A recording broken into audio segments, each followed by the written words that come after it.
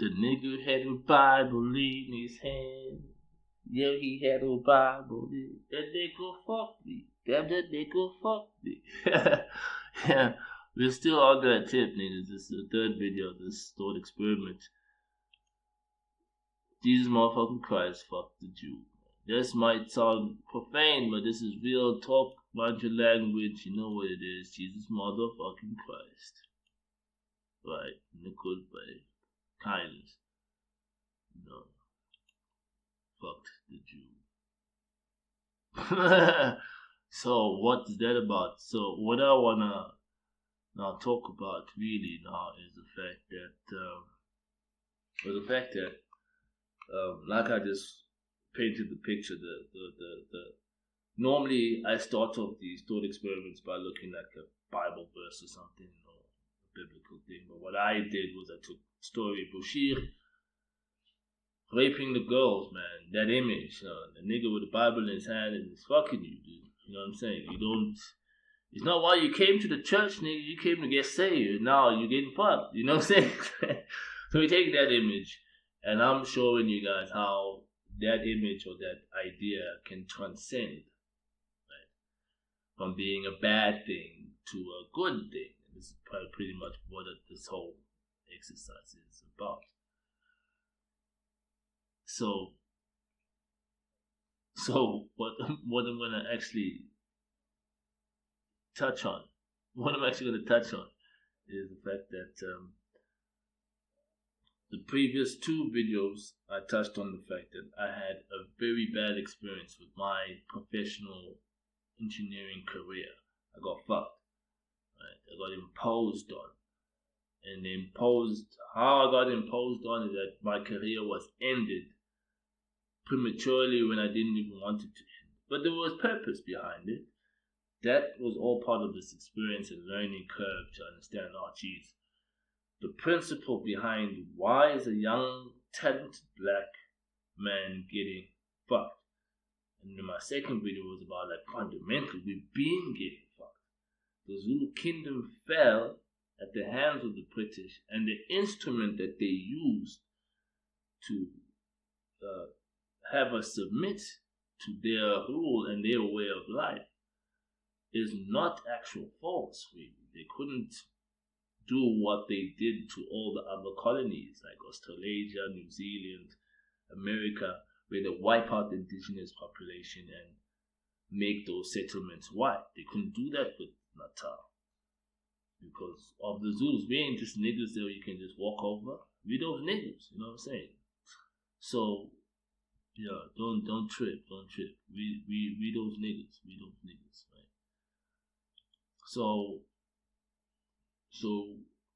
they couldn't do that to us, and the instrument that they used was the missionaries' fabricated Christian doctrine, right? So it's not necessarily the problem with the Bible and the Bible stories, the Bible literature that's been put down. There's nothing wrong with the literature. Literature is profound, and there's so much that any human being that reads or goes through that literature can actually learn. The problem has been the fact that the missionaries fabricated a doctrine that was meant to brainwash the Zulu people and cut them off from their way of life and their truth and plug them into their economic system. Why do they need them in the economic? Because they labor, cheap labor. So there was a fundamental intent behind the missionaries coming through with the doctrine. So any Christian must understand that I'm not taking shots at your faith. I am pointing out that the things that you've come to believe, the doctrine that you've accepted, the understanding, the accepted understanding of what has been written down in the Bible literature is what we need to reevaluate in order to free ourselves.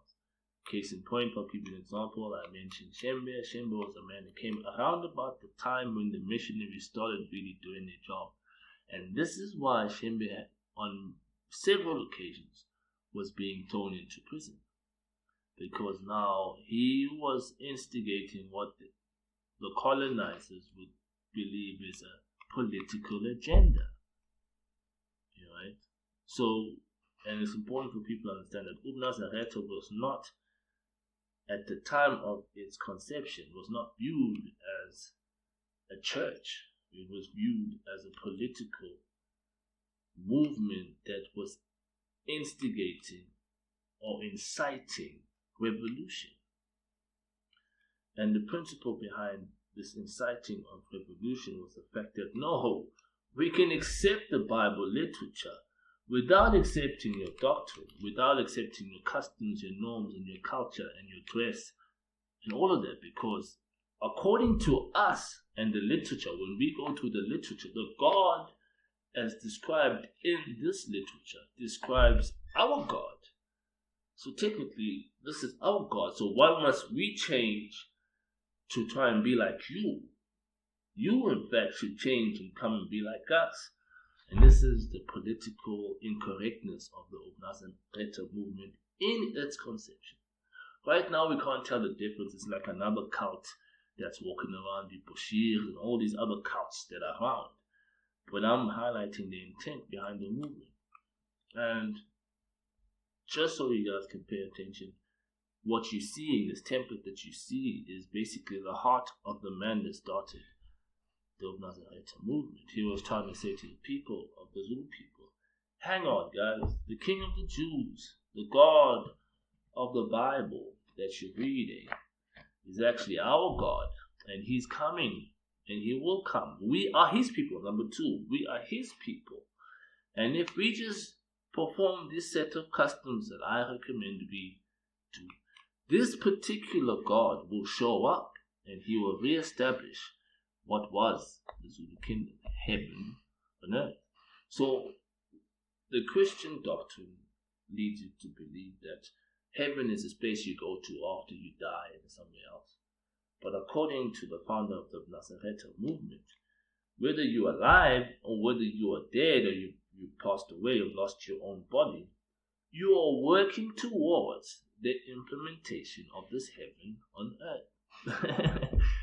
You get what I mean? So you see the subtle difference. And this is why at the conception, Shemba was what gained the reputation of becoming a spacious lonely.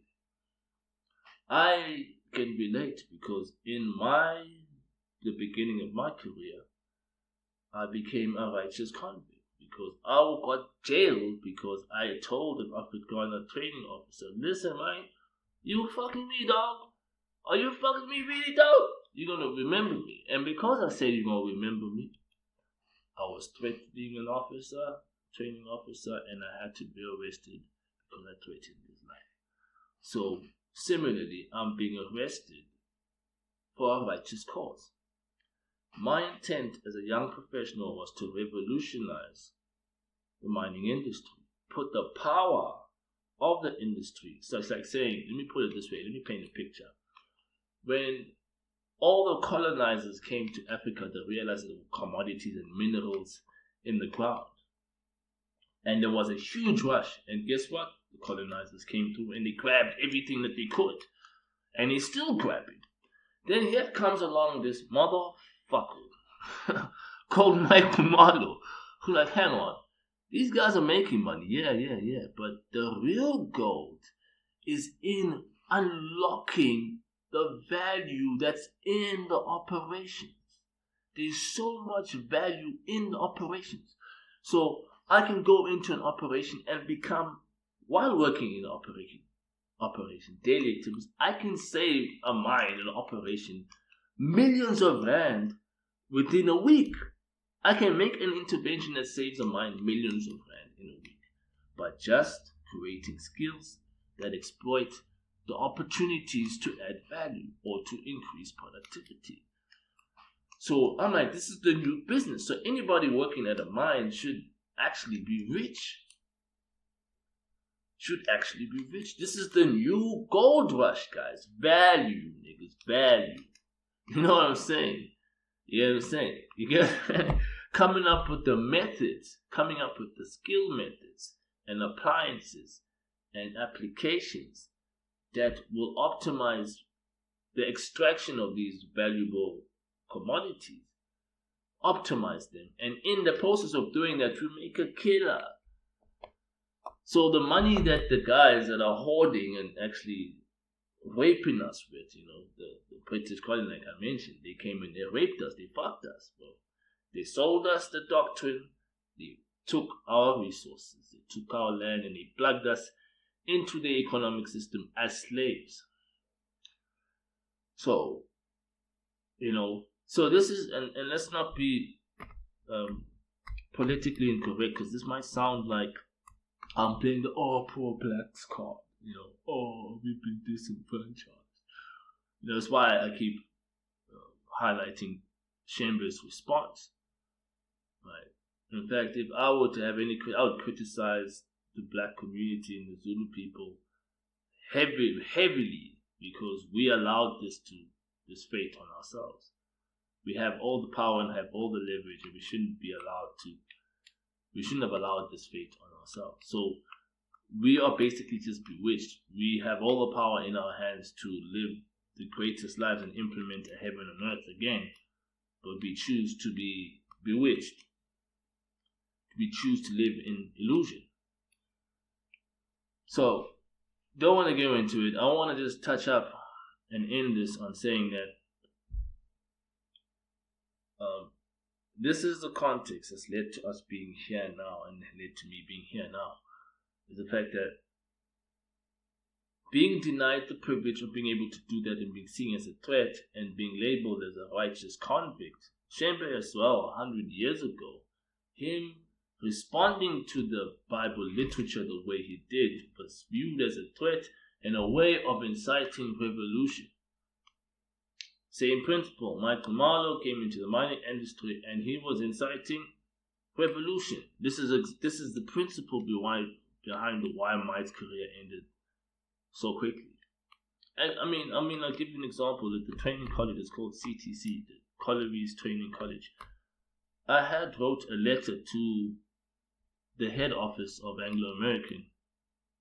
When they'd asked me to put down, they'd asked me in an interview to say, look, if you have concerns with the Collieries Training College, if the training college, put them down and we'll be able to address them.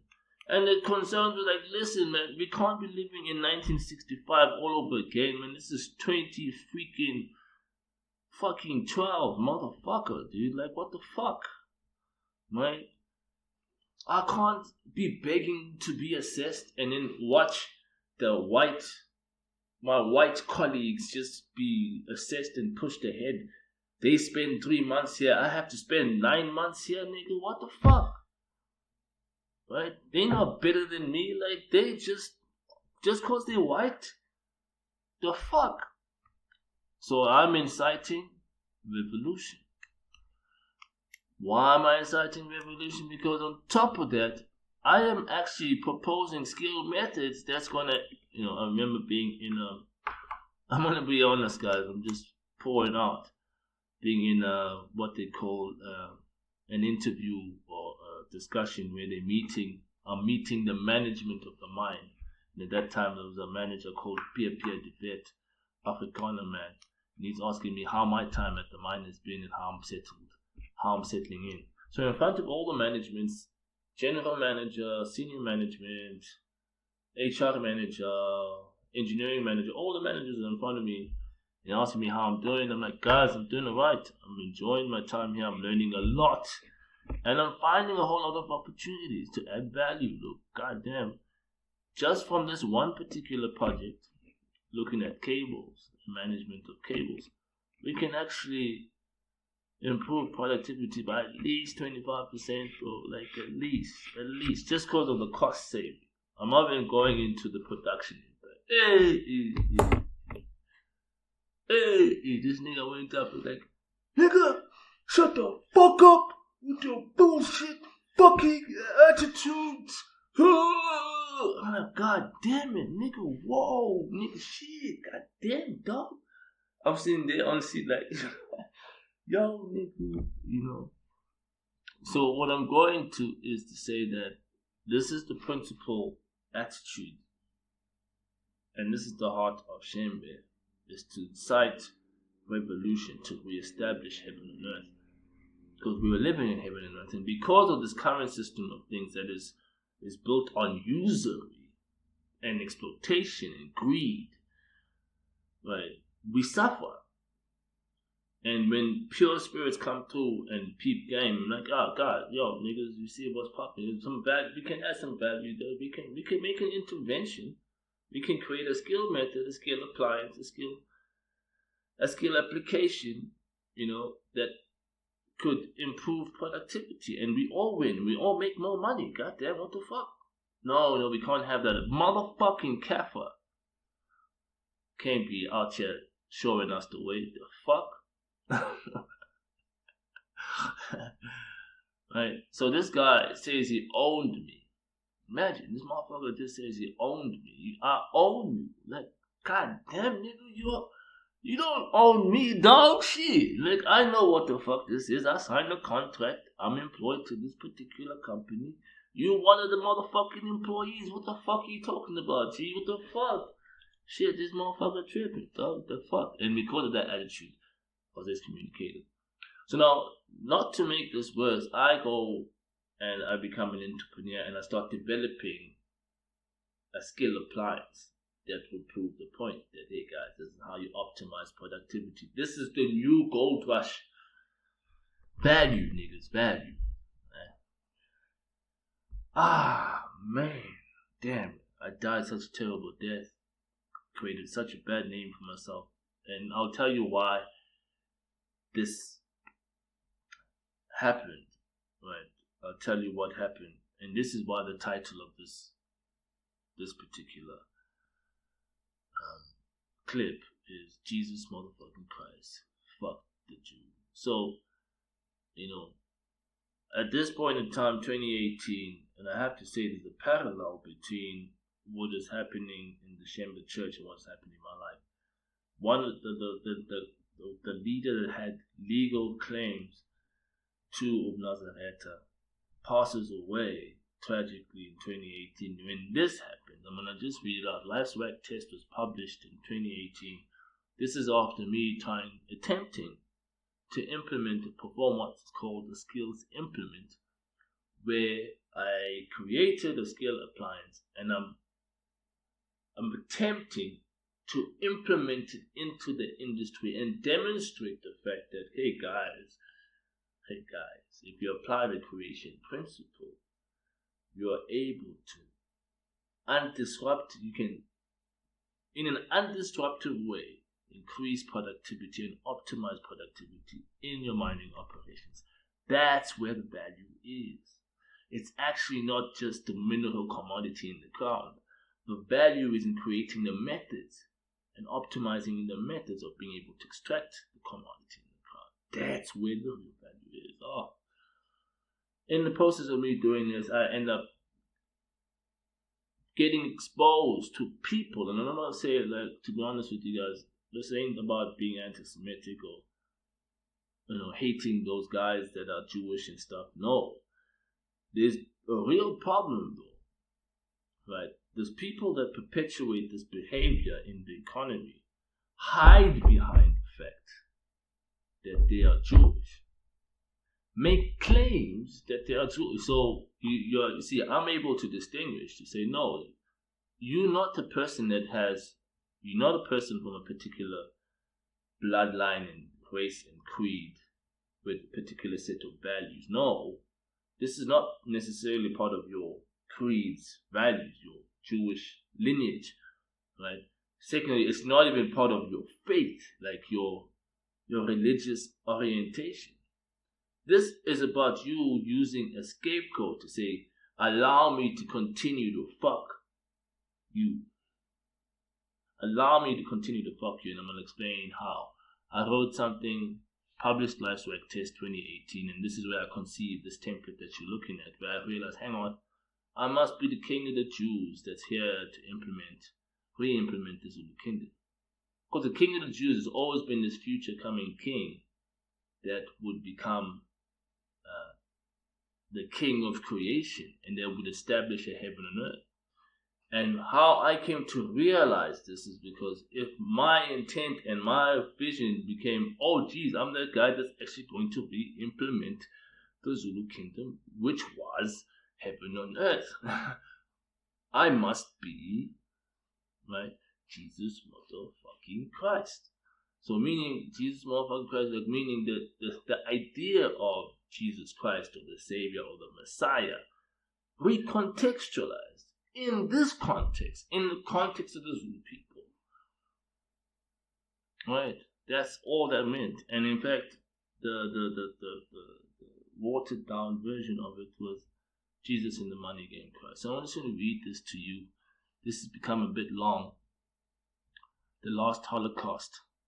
It's life's work test. I'm going to actually show you guys. I published this in 2018. And let's just look at the screen view. Right, this is life's work test. It had a comprehension test, 7 invites. It had videos and an actual application and how to use an application called the Work Watch. Another set of videos, Backhammer, had a lot of content. So you can see this is where I conceived the template. Right, it had lectures and sermons. Right, for 2 lectures, 2 sermons, and promotional videos. It even had test instructions to say, like, how do you take the life's work test? And it even had the test results. I went through it in the other set of videos called The Nigger That Died. But I'm going to read this out here. It's called The Last Holocaust. It was one of the invites to the colleagues who had sabotaged me during my process of trying to perform that skill implement I was talking about. Alright, let's go to it. I'm gonna just go into it and just see if we can zoom in there for you guys. Alright, so it's talking about the art of role play. So this is all giving the context of what's written in here. So the art of role play. Shakespeare was a famous writer of literature. It could even be argued that he is the best English writer of all time. The main justification for this is that he was one of the first people to write plays that could be enacted for the entertainment of a paying audience. Shakespeare wrote famous plays such as Romeo and Juliet, Othello, and Macbeth. So the context of this was basically that this invite was basically like something that could be one day enacted. It's role play, nigga. We role playing now. This is the script. And one day we're gonna be able to role play this. And it also cuts both ways to say, in fact, what's been happening is part of the script of the implementation of the Zulu kingdom according to the book of Revelations, fulfillment of scripture. So I'm painting these 2 pictures and say the book of Revelations is being fulfilled here, and these are the roles that you guys have been playing in this fulfillment of the scripture. And on the other side is that one day, very soon, this very content that I'm putting down will be enacted and will become as legendary as fucking Shakespeare, motherfucker. You know what I'm saying? Dope. So I'll check it out. Yeah, alright. So you see here's the invitation. So these are all the people. So this was the Innovation Hub and the Innovation Hub network. And I'm giving them their roles. Okay, the Jew. He claims he's a Jew. I mean, he hides behind the fact that he's Jew. I don't believe he's actually Jewish, So don't trip, guys. I'm not anti-Semitic. I don't have any problem against people that call themselves Jews. I just have a problem with the people that use it as an excuse to, the nigga fuck me, So here I had the demonic classification. This will be enacted one day, like rooster, chicken, pigs, you see. CIC network, bunch of pussies. That's how. So I'll go on and I talk about the Holocaust, and now please get the idea. So the principle really, right, I'm going to go back to the screen view. Alright.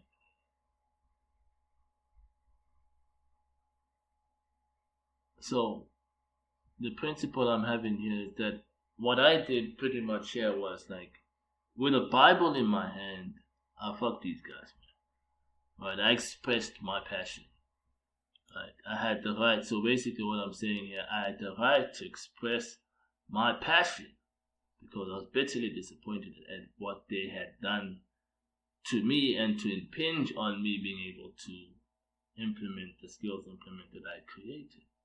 So what happened was essentially the Innovation Hub Network signs a contract with me saying that we will sponsor you and give you the money or the resources that you require to perform this skills implement, where you're going to be creating jobs, creating opportunities, and creating wealth, adding, to the community. Where the jobs going to come from? Guys like me that create new skill appliances, new inventions, new innovations, right?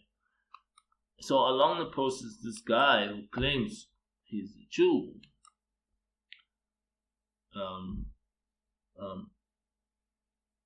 creates an excuse to not provide me the funds that are required to implement the first phase of my implementation. After having given the Innovation Hub all the budget details, they approved it. He comes along after the approval process as a business mentor. That's what it was. He was apparently a business mentor that knew nothing actually about R&D and development. He comes along and says, no, look, man, your budget requirements to implement the first phase is 800,000 rand. Look, man, I think you've never handled this type of money before. I think it's too risky to give you that type of money, get you access to that type of money. I think you should take a small grant of 50,000 rand. And I'm like, geez, man, the 50,000 rand won't even pay for my patent cost. And this is where I'm now expressing, and then you know what he says to me, this arrogant piece of shit motherfucker, who claims he's a Jew. It's not my fault, guys. I'm not taking shots at Jews, man. You guys believe what you believe. It's okay. It's fine. You guys believe you're from a certain lineage of people that is special. It's okay, you know. But niggas are out here fucking us in your name, guys. Come on, you know. That's what's happening, you know. Shit. Are bad. So I go on and I'm like, in the name of Jesus, fuck you.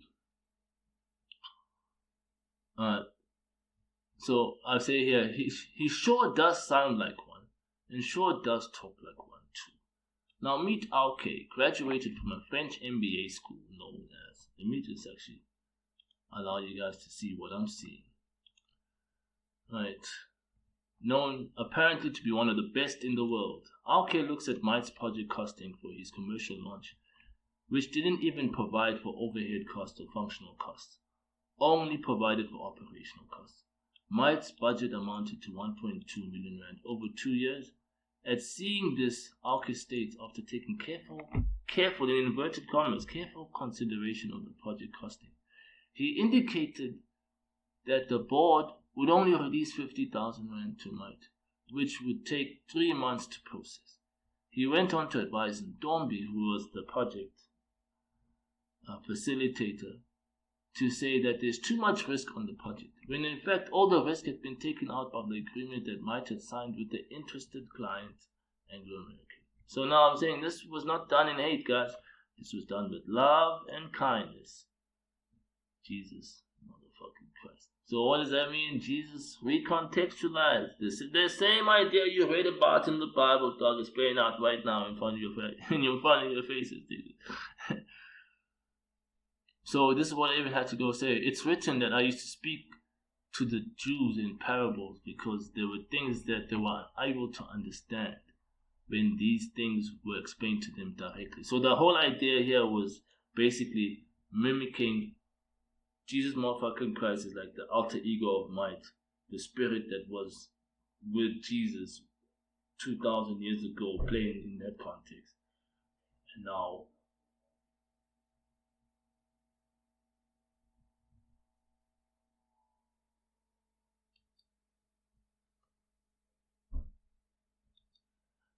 so what I'm trying to say, that alter ego now coming through and actually possessing Mite and now responding to Mite's project stakeholders on his behalf and saying, nah, y'all niggas are fucking up. You know what I'm saying? You know what I mean? So it's basically saying, this is not my words, nigga. This is Jesus motherfucking Christ's words, nigga. Shit. So Jesus motherfucking Christ stepped in to make an intervention on behalf of Michael Marlowe that died. So like, oh, Michael Marlowe died, he's no longer exists no more. Right? Jesus motherfucking Christ is here to re-implement the Zulu kingdom, as you can see. So this is him speaking now.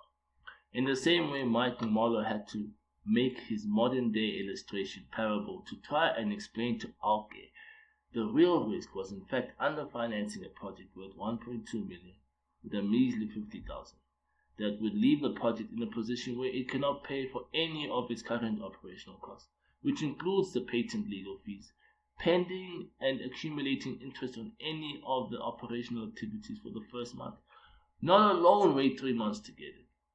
Here was the analogy that Mike presented to Auke. Mike even drew a fucking sketch for the dumbass. Mike asked the question, say the project mandate was as simple as drive to Durban, make a speech, drive back in time for a meeting. This would require him to drive to Durban from Johannesburg and back, only if he had the convenience of a car. So Mike further explains to him that he already borrowed a car for the trip and all he needed was 2,000 rand to get to Durban and back. With love and kindness. Jesus, motherfucking Christ. So, I've been showing him how to read and comprehend, dude. Like, goddamn.